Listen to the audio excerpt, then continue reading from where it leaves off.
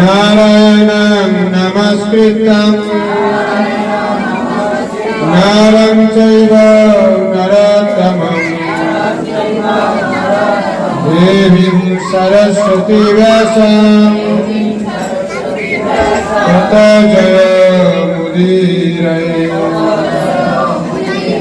नमस्ते प्रायश्च अभद्रेषु नित्यं भगवत सेवया भगवते उत्तमं श्लोके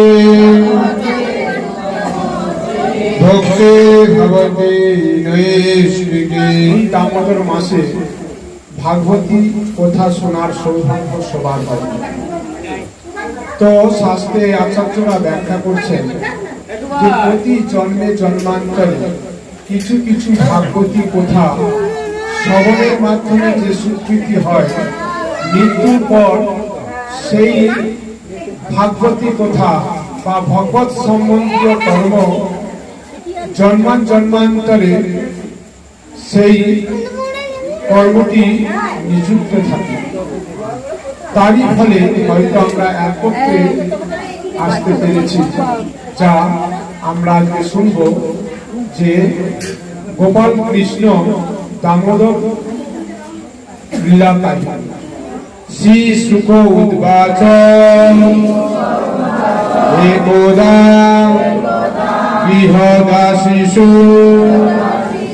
যশোদা নন্দগেহিনী কর্মন্তার নিযুক্তাসু নির্বন্ধ স্বয়ং দধি জানি জানিহ গীতানি তোদাল চরিতানি চ দধি নির্মন্থনে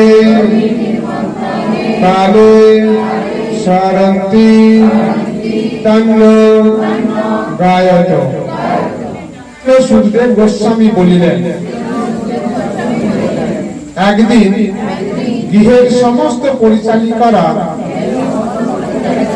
যখন অন্যান্য কাজে ব্যস্ত ছিল, তখন মা যশোদা স্বয়ং দধি মন্থন করতে শুরু করেছিলেন।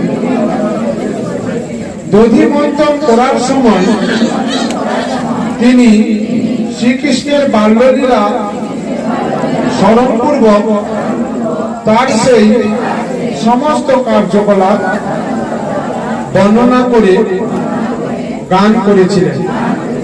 শ্রী বিশ্বনাথ চক্রবর্তী ঠাকুর উক্তি দিয়ে বলেছেন যে শ্রীকৃষ্ণের দধিভণ্ড এবং মা যশোদার কর্তৃক রজুবন্ধন লীলা দীপাবলি দীপমালিকার দিন হয়েছে। ভারতবর্ষের আজও এই উৎসবটি কার্তিক মাসে আতশবাজি ও দীপমালা সহকারে মহা আড়ম্বরে উদযাপিত হয়, বিশেষ করে মুম্বাইয়ে। এখানে বুঝতে হবে যে নন্দ মহারাজের সমস্ত গাভীর মধ্যে মা যশোদা কয়েকটি গাভীকে এত সুগন্ধি ঘাস খাওয়াতেন, যার ফলে তাদের দুধ আপনা থেকে সুগন্ধি হতো।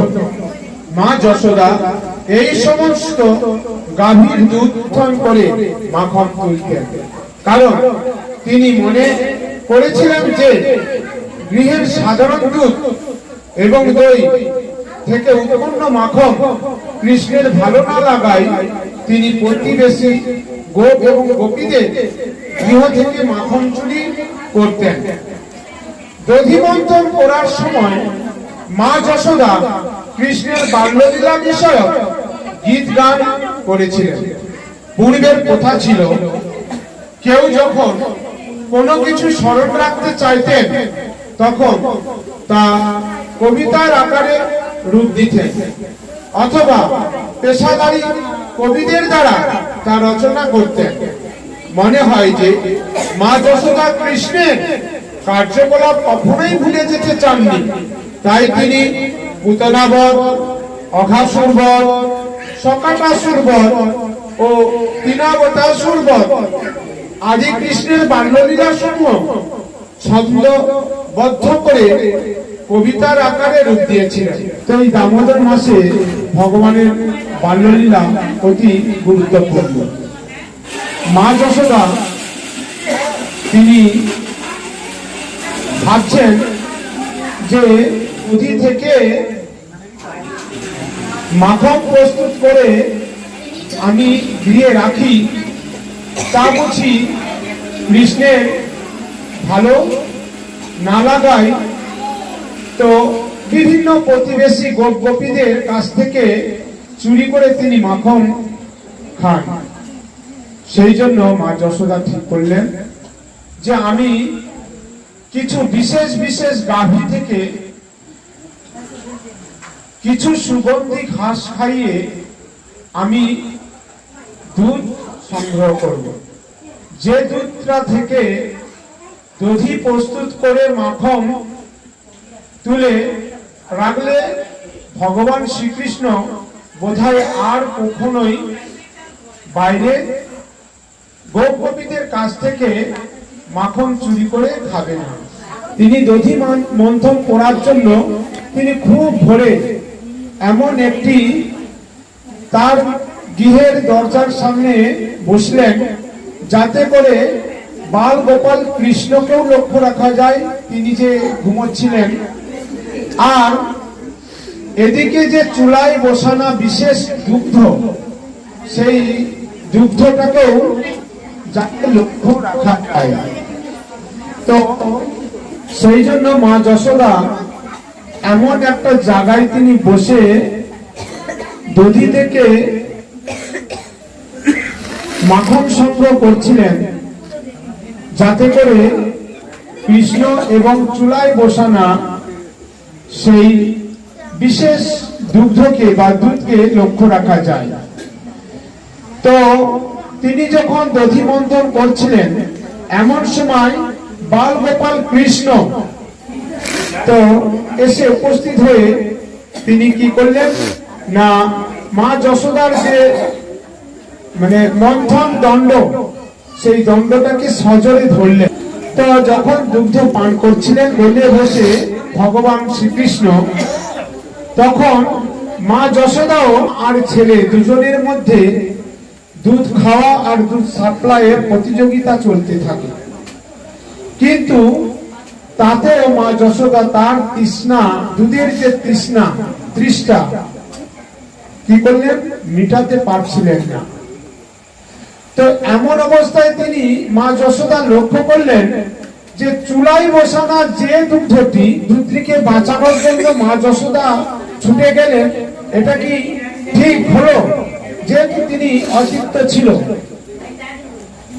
তো এখানে আচার্যরা বলছেন, যেহেতু ভগবানের সেব্য জিনিস, তাকে রক্ষা করা অবশ্যই কর্তব্য। তো সেই জন্যই তিনি ছুটে গিয়েছিলেন সেই দুধটিকে বাঁচানোর জন্য। আর এদিকে দুধ ভাবছিলেন যে মা যশোদার কোলে বসে তো বাল গোপাল কৃষ্ণ তার সমস্ত তৃপ্তি, খিদা, তৃষ্ণা সব ওই দুগ্ধের মাধ্যমে তিনি মিটিয়ে নিচ্ছেন। সেই জন্য সেই দুধ নিজের মনের কষ্টে তিনি ভাবছেন যে আমি আর বুঝি কৃষ্ণের সেবায় লাগতে পারবো না, তাই তিনি আগুনে আত্মহতি দিচ্ছিলেন। তো আচার্যরা বলছেন যে যেখানে কৃষ্ণ লীলাবিলাস করেন সমস্ত কিছুই চিন্ময়, এবং সমস্ত কিছুই চিন্ময় থাকে। তার কারণ না, ভগবান শ্রীকৃষ্ণ যেহেতু অনন্ত কোটি বিশ্ব ব্রহ্মাণ্ডের মালিক, তিনির উপর যেহেতু কেউ আর আরাধ্যদের নেই, তাই তিনি যেখানেই লীলাবিলাস করেন সবকিছুই চিন্ময়, বা পাথর বা যা যা কিছু আছে সব হচ্ছে প্রাণ সঞ্চার হয়ে থাকে। তাই দুগ্ধ এইভাবেই ভাবছিলেন। কৃষ্ণকে রেখে যখন মা যশোদা দুধটি রক্ষা করতে গেলেন, এদিকে কৃষ্ণ কি করলেন না, তার যে মায়ের যে দধি ভাণ্ড মাখন প্রস্তুত করছিলেন সেই ভাণ্ডটিকে তিনি অতৃপ্ত অবস্থায় রেখে যাওয়ার জন্য তিনি ভেঙে দিলেন। তো ভেঙে দিয়ে তিনি কি করলেন না অন্যত্র ঘরে বা কক্ষে তিনি চলে গেলেন। তো মা যশোদা এসে এইরকম ভাঙা অবস্থা দেখলেন, তিনি ভাবলেন তো এটা কার কাজ? এটা কি এই বানর দলেদের কাজ না বাল গোপাল কৃষ্ণের কাজ? তো তিনি দৈববাণীর মাধ্যমে সিদ্ধান্ত নিলেন যে এটি হচ্ছে বাল গোপাল কৃষ্ণের কাজ। তখন মা যশোদা কৃষ্ণর পা অনুসরণ করতে করতে তিনি যে কক্ষে গেছেন সেই কক্ষে গিয়ে দেখছেন যে বাল গোপাল কৃষ্ণ কি করছেন না একটা উঁচু ফুলের মধ্যে বসে তিনি যে মা যশোদার শিক্ষায় রাখা সেই ননিগুলিকে কি করছেন না খাচ্ছেন আর বানরদের বিতরণ করছেন। এই দৃশ্য দেখলেন এবং কৃষ্ণও দেখলেন মা যশোদা আমার দিকে ছুটে আসছে। তখন তিনি ওই উঁচু ফুল থেকে লক্ষ প্রদান করে অতিশয় বেগে তিনি ছুটতে আরম্ভ করলেন। আর মা যশোদাও একটি যষ্টি হাতে নিয়ে অর্থাৎ ছড়ি হাতে নিয়ে তার পেছন পেছন অর্থাৎ ভগবান কৃষ্ণের পেছন পেছন ধাবিত হতে লাগলেন। তো গরু মানে কত দড়ি, সেই দড়ি একের পর এক এনেও ভগবান কৃষ্ণকে মারতে পারছিল। সহজ চিন্তা করবেন ততটা সহজ নয়। সেই অনন্তকোটি বিশ্বব্রহ্মাণ্ডের মালিককে কখনো কি বাধা যায়? যায় ভক্তির করে। যাক আমি আর বিস্তারিত যাচ্ছি না। আমরা কেন দীপদান ভগবান কৃষ্ণকে করব? আমরা কত কত পাপ করে আছি জানতে অজান্তে।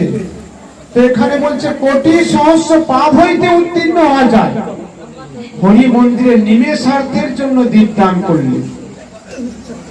যে আমরা ভগবানকে এই দামোদর মাসে স্বাগত জানান, গিয়ে ভগবানকে স্থাপন করুন।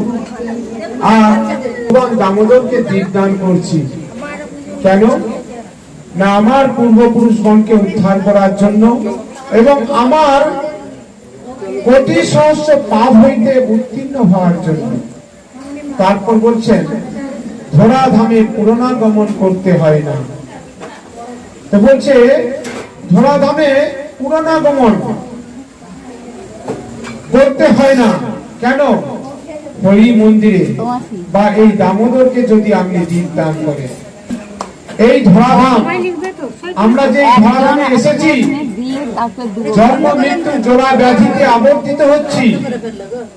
আমরা প্রতি জন্মেই পিতা মাতা পেয়েছি এবং আমরা অনেক জন্মের জন্মাতি জন্ম পেয়ে লাভ করেছি, কিন্তু প্রতি জন্মে আমরা পিতা মাতা পেয়েছি। গাছপালা, পশু পাখি, কীট পতঙ্গ, জীব জন্তু হিসেবে আমরা লাভ করেছি, দেহ লাভ করেছি, কিন্তু প্রতি জন্মেই আমরা পিতা মাতা পেয়েছি। কিন্তু কোন জন্মেই আমরা এই পিতা মাতা পেয়েও আমরা কি হরিভজন করার সুযোগ পাইনি। কেন না ওই শরীরে কখনো হরিভজন হয় না, কেবলমাত্র হরিভজন হয় এই দুর্লভ মনুষ্য দেহে। সেই জন্য এই দুর্লভ মনুষ্য দেহে আমাদের হরিভজন করে মাসে ভগবানের সেবা পূজা করি আর দীপদান করি। তাহলে আমরা জন্ম মৃত্যুর চক্রে আবর্তিত না হই। যদি আমরা এই ধরাধামে না আসি তাহলে আমরা কোথায় যাব? বলছে ভোরকলি যখন আসবে তখন আমাদের বয়স হবে কত জানেন? 16 বছর বয়সে আমরা মারা যাব।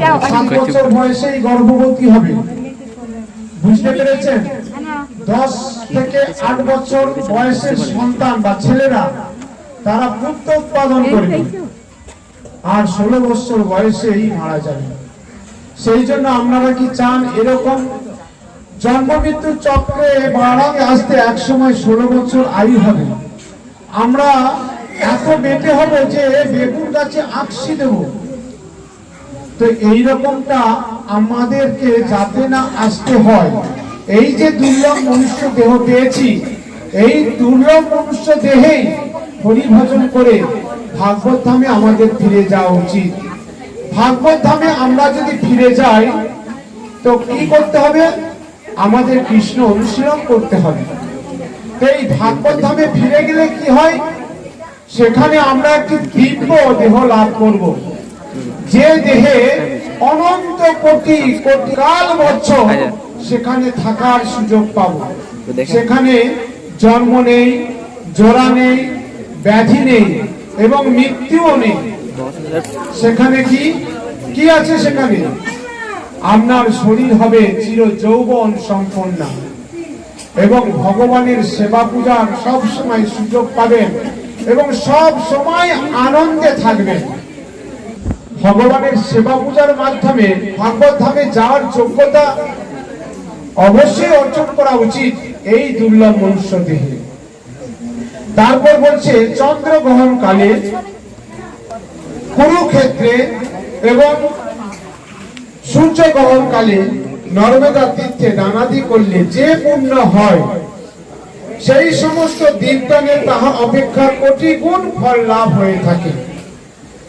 দেখবেন যে অনেকে চন্দ্রগ্রহণে বা সূর্যগ্রহণে কি আছে, প্রথা আছে, চল আছে যে তারা গঙ্গায় স্নান করতে যায় বা দানাদি করে বা নানা রকম পুণ্যকর্ম করে ওই সময়। এখানে বলছেন যে এইসব পুণ্যকর্ম এই ভগবান দামোদরকে দীপদান করলে কোটি গুণ পুণ্য অর্জিত হয়। এইসব মানে কিসে না? এই দীপদানে। বলছে মন্ত্রবর্জিত। মন্ত্রবর্জিত বলতে কিরকম? যে হরি সম্বন্ধীয় বা কৃষ্ণ বা বাসুদেব সম্বন্ধীয় যেসব মন্ত্র, যেসব ব্যক্তিরা কখনো গ্রহণ করেনি বা কি, তারপর বলছে শৌচ বর্জিত। শৌচ বর্জিত বলতে কি বলা হয়েছে এখানে? যে কখনো শরীরকে পাক রাখে না, অর্থাৎ পবিত্র রাখে না, সেই সব ব্যক্তিদেরকে শাস্ত্রে পাপী বলা হয়েছে। বলছে এইসব পাপী ব্যক্তিরাও যদি এই ভগবান দামোদরকে দীপদান করে এই দামোদর মাসে, তাহলে কি বলছেন এখানে? সেও সম্পূর্ণ হয় এবং পবিত্রতা লাভ করে ভগবান শ্রীহরির কৃপায়। মন্দারগিরি সদৃশ্য অসংখ্য পাপ বিমোচন হয়, পূর্বপুরুষগণ মুক্তি লাভ করে। তো এখানে বলছেন মন্দারগিরি সদৃশ্য পাপ কি হয়? এই দীপদানে মন্দারগিরি সদৃশ্য পাপ। আমরা অনন্ত কোটি জন্ম পেরিয়ে এই দুর্লভ মনুষ্য দেহ পেয়েছি, আর এই দুর্লভ মনুষ্য দেহে আমাদের কত যে পাপ আছে তা আমরা জানি না। তা আমরা জন্ম জন্মান্তরে এই পাপ আমাদেরকে কি হয়? এই পাপ আমাদেরকে পেতে হয় দুঃখ কষ্টের মাধ্যমে।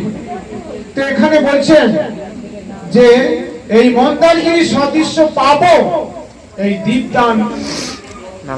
দীপদান মাহাত্মে বা দীপদানে কি হয় না? বিমোচিত হয়, পূর্বপুরুষগণ মুক্তি লাভ করে। কেউ যদি ভাবে যে আমি আমার পিতা মাতা বা তার পূর্বপুরুষগণকে আমি উদ্ধার করব, তাহলে সে আরো এক্সট্রা পূর্বপুরুষ গণের উদ্দেশ্যে দীপদান করতে পারে। তাহলে কি হবে?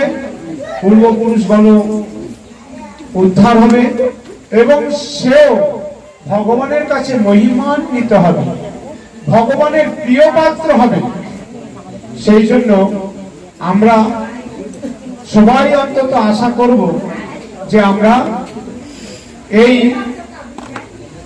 দিনের পর থেকে প্রতিদিন ভগবান দামোদরকে দীপদান করে ভগবানের প্রিয় পাত্র হব।